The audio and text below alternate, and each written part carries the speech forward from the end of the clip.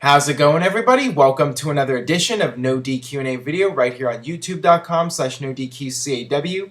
And as always, NoDQ.com, your source for the very latest in WWE and TNA.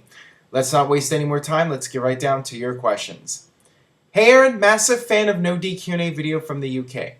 Thought at the time that Brock Lesnar was absent from WWE, a dream match with The Undertaker was always discussed. However, since Lesnar's return, this match does not appear to be on the horizon. Do you think that there's a possibility this match still happening, perhaps at WrestleMania, or has WWE missed the boat on this feud?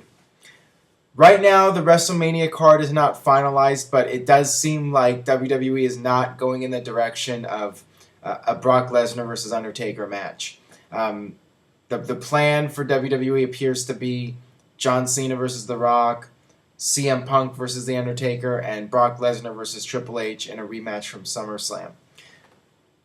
Things could always change. Nothing is set in stone yet. So it is still a possibility that WWE could do that match. And people ask me my opinion. If I was in charge of WWE, what match would I do at WrestleMania? And my answer is Undertaker versus Brock Lesnar. I think that that is a big money match, and it would be a missed opportunity if WWE doesn't do that match.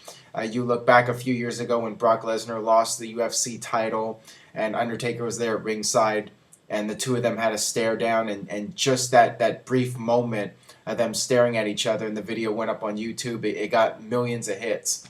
Just the stare got that many hits and had all this buzz and people talking about a possible match between those two. So yeah, I would definitely do that match. Will it happen? That remains to be seen. This one comes from Senior Boom Shakalaka. Okay. Sup, Aaron? I feel that Christian needs one more World Heavyweight title run before he calls it quits. But have him be the heel he was back in 2005 and 2006 and not the 2011 heel. Do you think that Captain Charisma deserves one final push / world title? I think that Christian's world title run in 2011 was him being in the right place at the right time. Edge went down with injury and had to retire, and there was that feel-good moment that WWE was able to capitalize on where Edge's best friend Christian would step in and win the world title, and WWE was able to tell that story. So it was just a lucky break for Christian, I think, for him to have that world title run, and then he had that feud with Orton, and I only think he got that feud with Orton because when he lost the title, there was such a negative response on the internet. People were so upset, and I think WWE really had no other choice but to continue pushing Christian and keep him in the main event picture for a while, just because of all the backlash. As far as him getting one final push, I just don't see it happening. For the reasons I mentioned earlier, I think he just got a lucky break, was in the right place at the right time, and I don't think WWE sees him as a main event character. I think they see him as an upper mid-card level performer, and they gave him his shot, and that was it, I think. I just don't see him getting another run on top. This is from Crayon4810. Is WWE fixing the results or even simply ignoring the true results of their Raw active polls on Twitter? It sure seems that way, so why even do it in the first place? There's been a lot of speculation that the poll from Raw on Monday was rigged, and a lot of people felt that Daniel Bryan should have easily won that poll. It didn't really seem like it was rigged to me. I mean, you have to look at it this way.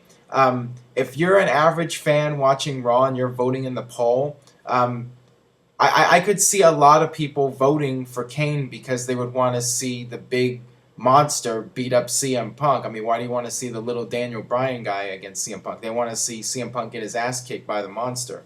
So I'm just looking at it from a casual fan's point of view.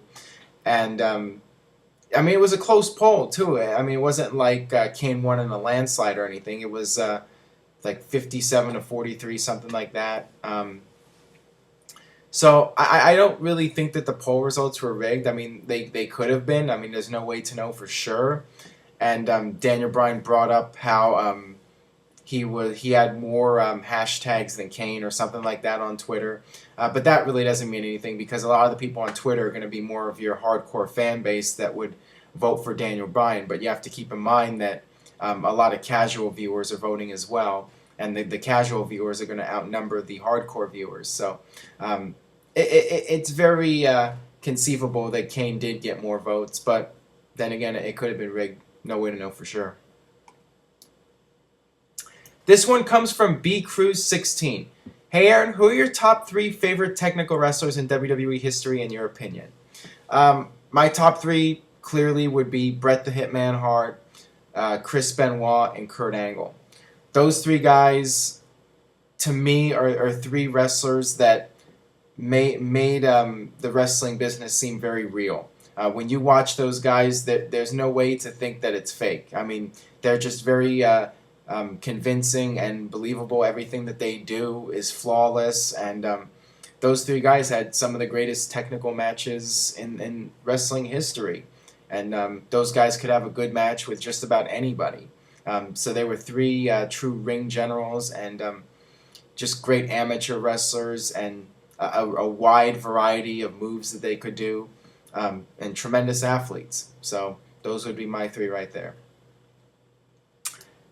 Hey Aaron, in your opinion, does Big Show work better as a heel or a face? And who is a current heel who would work better as a babyface? I would have to say that Big Show is better as a heel just because I think as a heel you can push Big Show as a main eventer. I mean, he's this monster, and you can really push him as a dominant heel that is unstoppable, and everybody fears him. When Big Show's a babyface, he tends to be more of a comedy character, and that doesn't work as well in terms of him being a main event superstar. I think that's more of a mid-card act when he's the lovable giant, but he's a giant that can be pushed around. So I do think Big Show is better as a heel. And as far as current heels that could work better as a face, I mean, it's hard to say. I think maybe at some point Alberto Del Rio could be a great baby face. Time will tell. I'm sure at some point they'll turn him and then see how things go, but he really hasn't been tested. But he's definitely one guy I would like to see as a face at some point and just see how he does.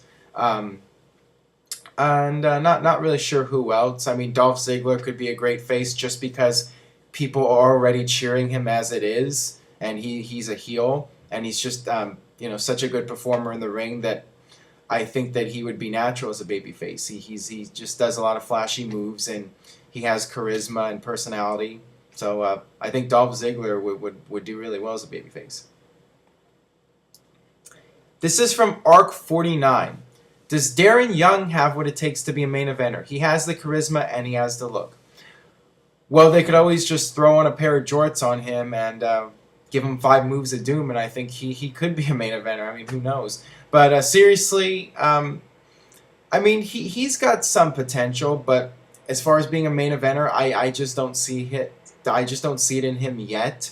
Maybe down the line he'll continue to improve. I mean, he's still got a lot of years ahead of him, and he's still a relative newcomer in WWE. So give it a few more years, but right now I just think it's too soon to tell with him. But he definitely has potential, I would say.